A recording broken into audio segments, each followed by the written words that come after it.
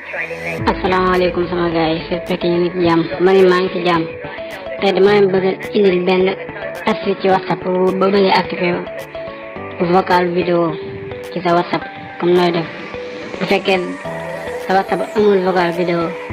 nga bëgg ko activer même boo ko message ñëw boo ko bëgg activer carrément la ngay def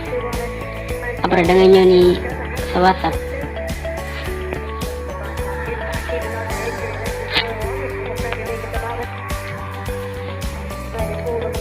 apa dengan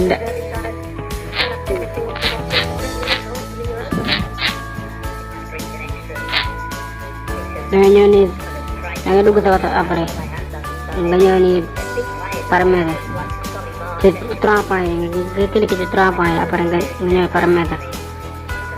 apa bukan yang ni description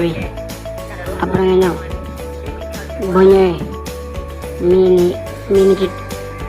ñett kaas yi ni troisième bi la nekk mini message vidéo